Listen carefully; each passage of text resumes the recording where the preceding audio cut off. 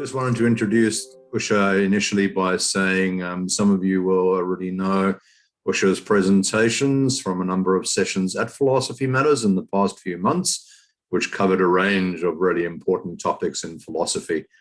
Usha has given us the benefit of her reading of Aristotelian ethics, her in-depth knowledge of neuroethics, and has also co-presented with someone a session on reality on screen.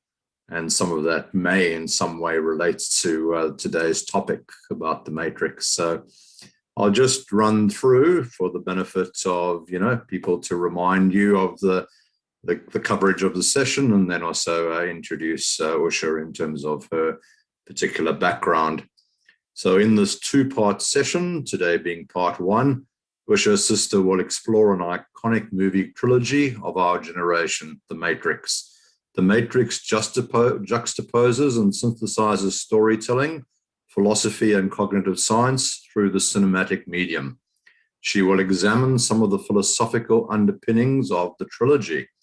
In this first session tonight, Usha will look at the Matrix through the lens of classical philosophers such as Descartes, Plato, Socrates, and others.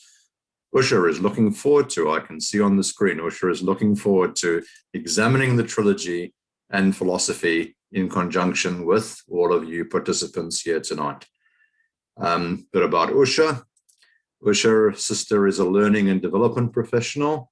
She has a PhD in cognitive neuroscience and a master's in English, as well as molecular biotechnology.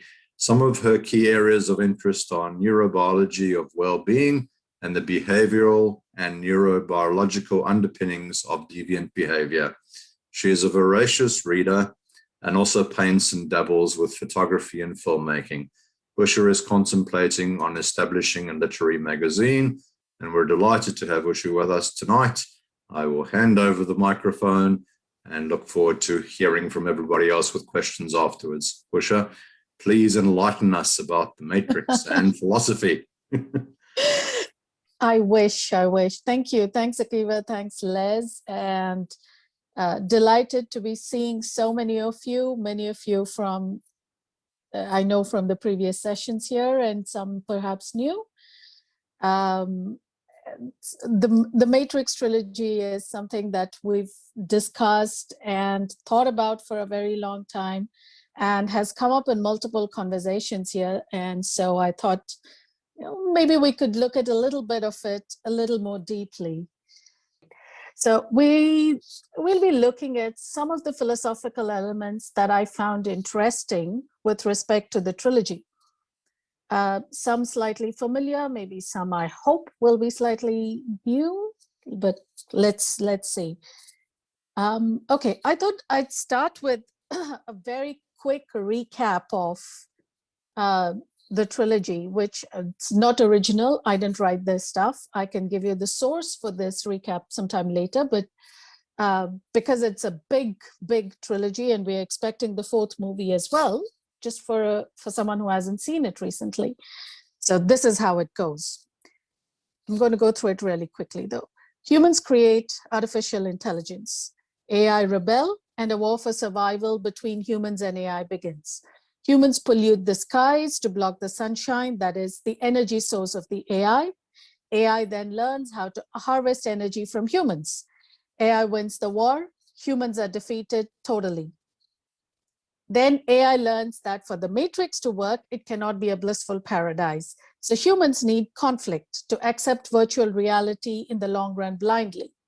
And then AI also learns that the yearning for freedom lies deep within us and cannot be deprogrammed or suppressed, which is why they accept certain humans to disconnect and escape the system, which turns out to be a design flaw in the Matrix.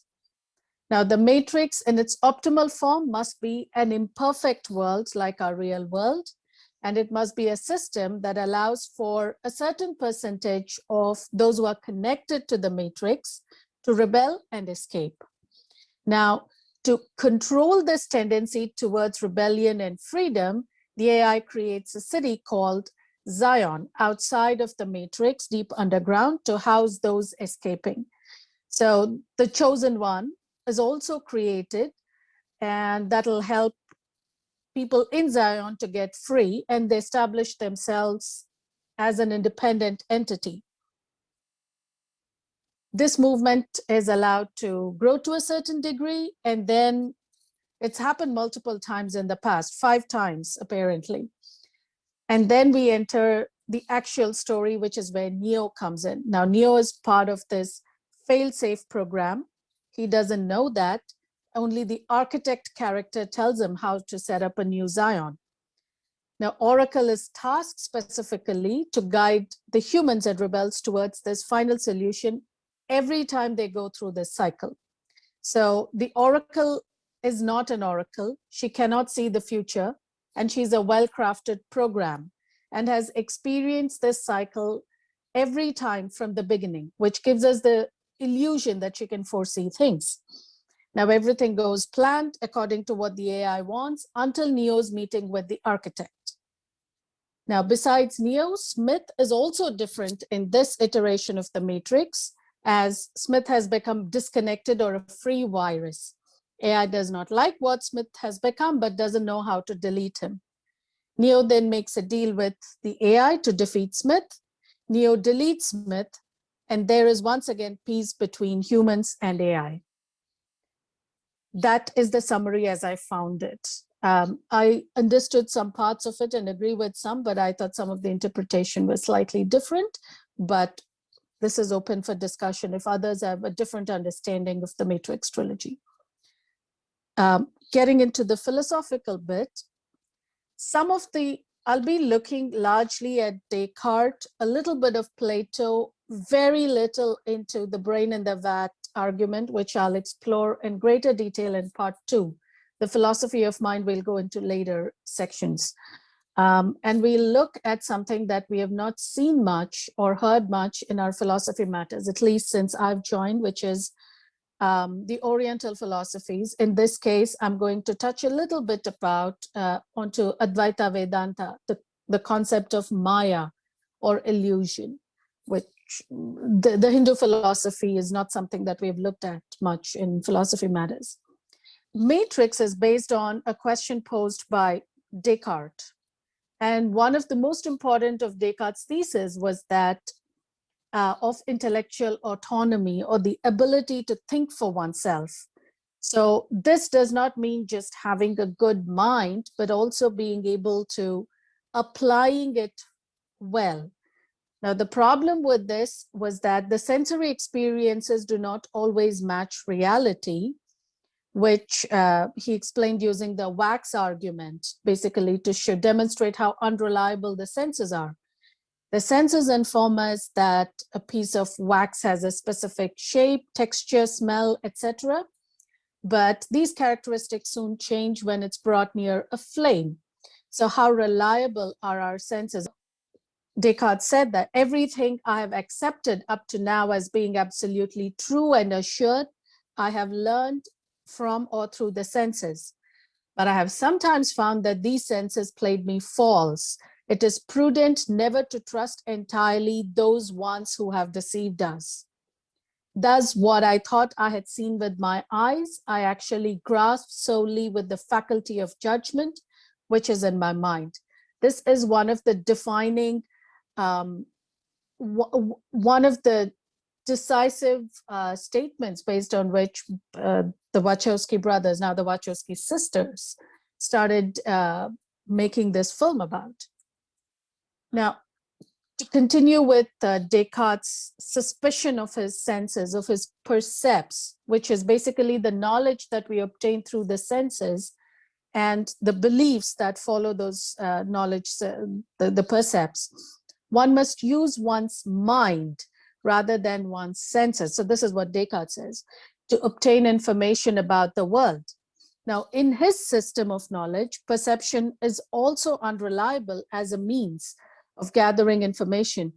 And for Descartes, the mental process of deduction is the only way to acquire real knowledge of the world.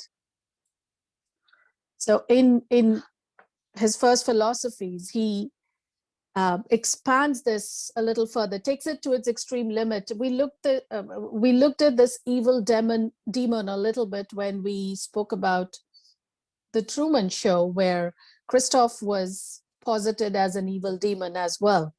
Now, he says that firmly implanted in my mind is the long-standing opinion that there's an omnipotent God who made me the kind of creature I am. How do I know that he has not brought it about? That there is no whatever. What is more, just as I consider that others sometimes go astray in cases where they think they have most perfect knowledge, how do I know that God has not brought it about, that I too go wrong every time I add 2 and 3, right? But since he is said to be supremely good, I will suppose that some malicious demon of the utmost power and cunning has employed all his energies in order to deceive me. So in Descartes' case, where we've gone back or gone forward to the original dichotomy and the fight between God and this evil demon. And the evil demon is the one that strays us from knowing what is true, what is real, etc. And somehow our perceptions, our percepts and senses are swayed by the evil demon's influence. Now, a modern version of this is Hilary Putnam's version of one of the arguments about brain in the vat. And we're just going to look at Hilary Putnam's version here. But there are very many variants of a brain in the vat argument, which we'll look at, as I said, in part 2. Now, this is Putnam's argument. So imagine that a human being has been subjected to an operation by scientists. The brain has been removed, placed in a vat.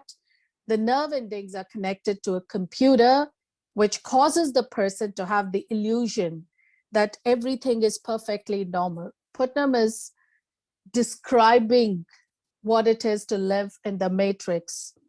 And in one of the interviews, the Wachowski sisters also referred to this particular version of the brain in the vat argument as having influenced their thinking about the movies. There seem to be people, objects, the sky, etc. But really, all the person is experiencing is the result of electronic impulses traveling from the computer to the nerve endings. The computer is so clever that if the person tries to raise his hand, the feedback will cause him to feel and see the hand being raised. Moreover, by varying the program, the evil scientist can cause the victim to experience or hallucinate any situation or environment that the scientist wishes. He can also obliterate the memory of the brain operation so that the victim will seem to himself have always been in this environment. Now, the victim can feel that he's sitting and reading these words about the amusing but the absurd proposition that there is an evil scientist that removes people's brains and places them in a vat. This is pretty much the argument in the situation that is taken to its complete cinematic extreme in the Matrix trilogy, which brings us to exactly the questions that we were raising at the beginning. How do we know if something doesn't leave a trace of any form, not a memory trace, not an experiential trace, not a physical trace, then did it exist at all? And that's so if the memory of the brain operation is obliterated completely, then did the operation happen? This is something like if a tree falls in a forest and there's nobody to hear it, did it even make a sound? Did it fall? Without a consciousness, without a conscious being to gather this information and to report it internally without an internal representation of that information, and then further an expression and a conversation about that information manifested in any number of ways, did it even exist? That question is where the matrix essentially comes in. So how do you know that the matrix exists? How come people are not aware of the fact that they are living in a matrix? This particular question has been, of course, looked at in, well, all of philosophy largely, of course, and neuroscience constantly asks this question and tries to examine it scientifically. But Matrix, I think, took it to its philosophical extreme. I think the only movie that tried to, in the recent times, do it, and my personal opinion is it failed. It would still be subservient to Matrix, is Inception. In Inception, we go into the dream world as a nested hierarchy of a dream within a dream within a dream, and that is the reality. So some argument around when the movie had come out was Inception is what Matrix could have been. I think Inception is failed Matrix, but that's a different argument. Now, as I said, the brain in the vat is more directly related. The pods in which humans spend their lives represent the vat. Instead of just containing the disembodied brains, in this case, the pods contain the entire body. Because partly what the movie is doing is building on what was really becoming an emerging discipline in neuroscience and philosophy of mind, which is your embodied cognition and extended cognition. Both of them were coming at forefront in neuroscience and philosophy in mid-90s to, in the 1990s, really, with Andy Clark's studies, with William Bechtel's studies. I'll give references to all this later if you want to follow up. So looking at how the mind is not, well, many would anyway saying that the mind is not restricted to the brain, but the mind, the consciousness is embodied in your body, and it can extend to objects that we interact with routinely, which is partly what, it's not entirely wrong, which is partly what we see. You know, we carry our phones with us all the time, and you forget the phone at home one day. We're so used to this phone being a part of our hands or part of our conversation, our work, that we start missing having the phone. And in a similar way, we have the phantom limb phenomenon. So your arm or leg is amputated. You can go on for a very long time, and some people, as long as they're alive, that their limb is still there. The phantom limb still itches. They experience pain in that phantom limb. And one of the ways in which they've tried to help these people who suffer phantom pain in their amputated limbs is by giving them a rubber hand illusion. So one, of course, is by having a mirror placed on the side, so that every time the idea comes to them that their limb is itching, they can immediately look and see that there is no limb. So they're retraining their brain, their mind, their thoughts to basically match the new reality. But the idea is here that the nerve endings contain memory traces of the extended limb that they used to be connected to. So the cognition and consciousness and the mind is not restricted to just this, which is why in the movie you are looking at a whole body.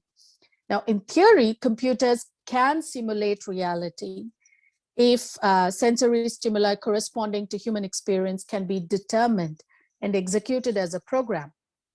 But in practice, even if the exact computations required to generate this kind of simulated stream of consciousness can be determined, as of now, there is no computer yet that's powerful enough to perform all the necessary calculations that can simulate reality. Now, if someone's read Isaac Asimov's Foundation trilogy, there's much more than a trilogy, I think 5 books now, the Foundation series of books. So Hari Seldon is asked to predict the future using mathematics, as Asimov often does. And he says he can do it, provided there is no scientific growth and development. He can simulate and predict what can happen in the future, provided there is no change, there is no growth. So basically, you're looking at a constant, which is pretty much the only way you can predict or simulate a reality, which is really not going to happen, I think. So, and one of the ways for us to understand that it's really a complicated issue, that you cannot immediately simulate reality or even know what reality is, by studying the opposite, which is basically illusions. Now, the notion that all our perceptions are false, it's impossible to disprove. Yes, some of them can be true, but a lot of them are really representational. And if the representation is wrong, then it can go awry with the reality. And optical illusions are a good example of this discrepancy between stimuli, basically, that produce the discrepancy between what we see and what we experience, apart from various other psychiatric conditions where you have visual or auditory hallucinations or combination. But in the case of illusions, we are aware of the discrepancy mostly, but we do not question our senses. So, because reality as we know it is really a representational model of the world. It's a construct generated by multiple neural circuits that are acting in parallel. And this is based on the sensory experiences, and then which are received by the brain and processed further. But then the range of the processing in the brain is quite good, but the range of stimuli that the brain receives is very narrow. For example, the very common example is that the human eye is sensitive to electromagnetic radiation, which is between the wavelength of 400 to 700 nanometers, which is basically a visible light spectrum. Anything beyond that or below that, the human eye cannot detect, but that's just an infinitesimal fraction of the entire spectrum of electromagnetic radiations. Visible light is also an electromagnetic radiation, right? So even if the brain has the neural capacity, the processing capacity to represent a more accurate reality or a more accurate model of the world, the stimuli are really, really not doing their job. I mean, the human stimuli are very, very narrow. This is the only Plato segue over here. I really didn't want to do another example of allegory of the caves over here, but I cannot miss the allegory of the caves either, because Plato was another guy who really, really hit it right. So this is human beings living underground in a cave-like dwelling with an entrance a long way up, which is open to light, and it's as wide as the cave.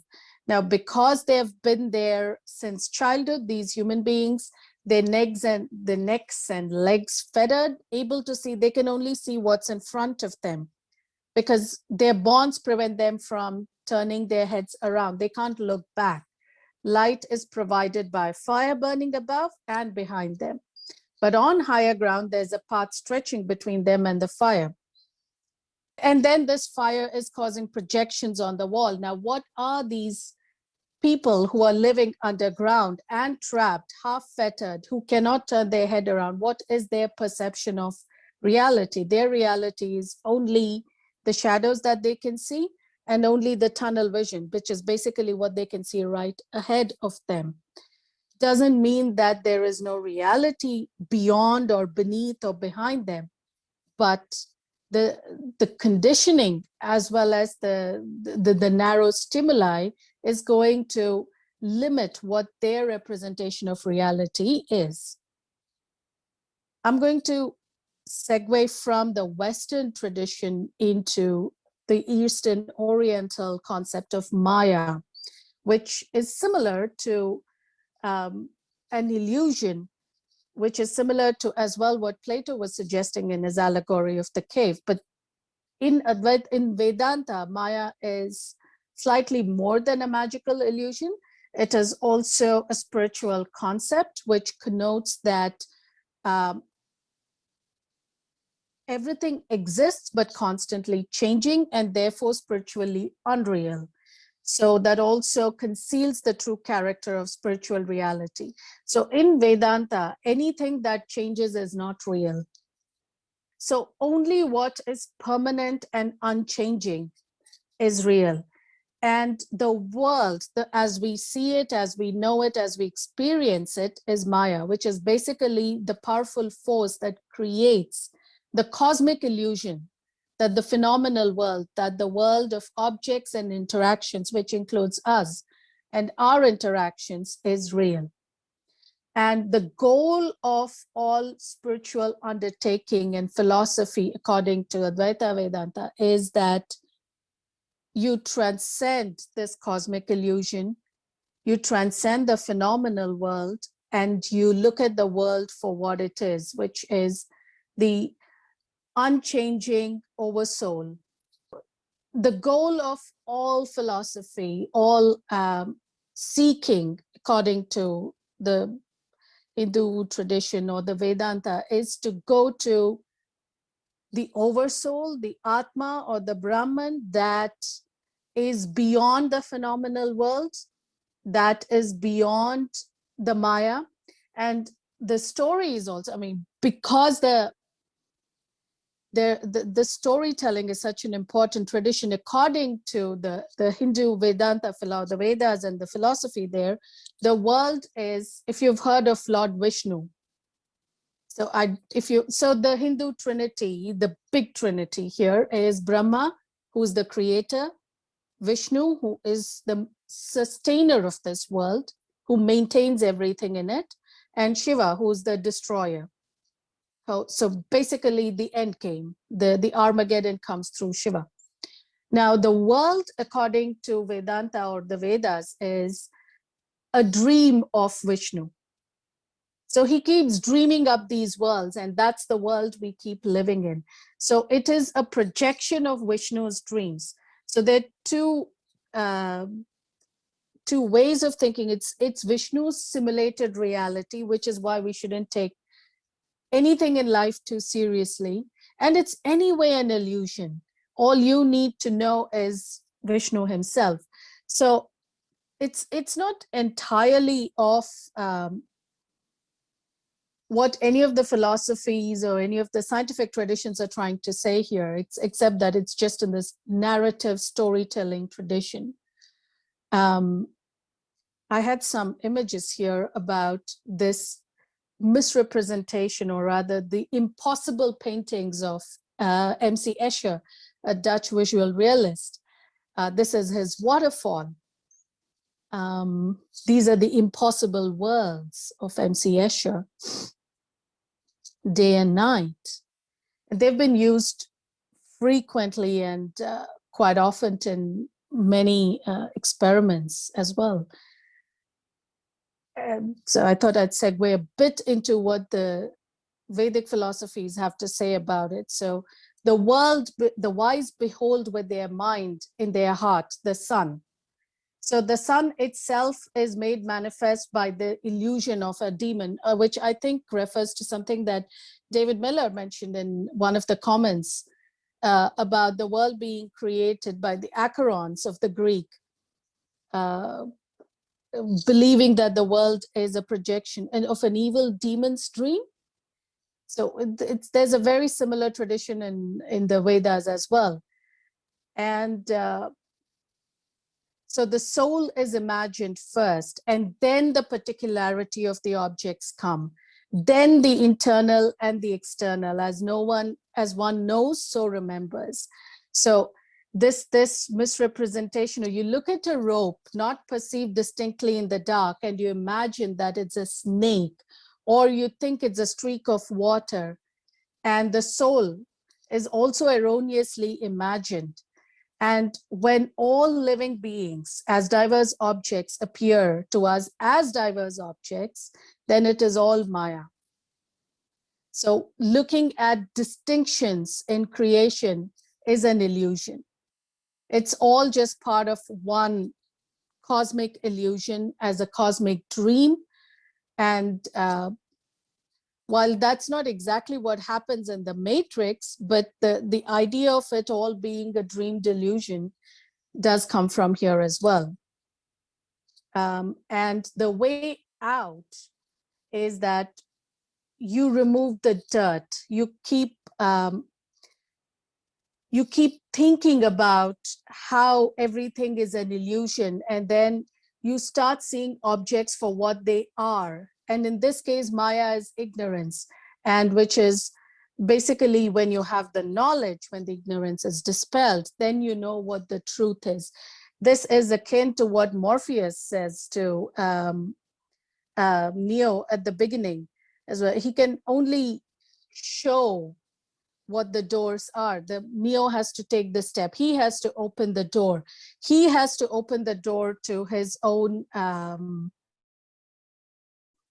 and knowledge. That's what he has to take. He has to meet the oracle, regardless of whether the oracle was a tool of the Matrix or not. That's the way to truth. That's the way to Neo's truth. And he has to find that out himself. Cannot be done by anyone else. So thank you. Thank you, Usha. That was fascinating, and applause from far and wide. I'm sure there'll be lots of questions. Before we move to questions, I'd just like to, on everyone's behalf, thank the speaker, Usha, for all the preparation and the breadth of ideas there to reflect on what the Matrix tries to explore, and does it very well. A philosophical masterpiece, one of the great philosophical films and indeed series of all time. So thank you for presenting it to us. To access other videos and podcasts in this series, go to the Philosophy Resources section of the Rational Realm website at www.rationalrealm.com.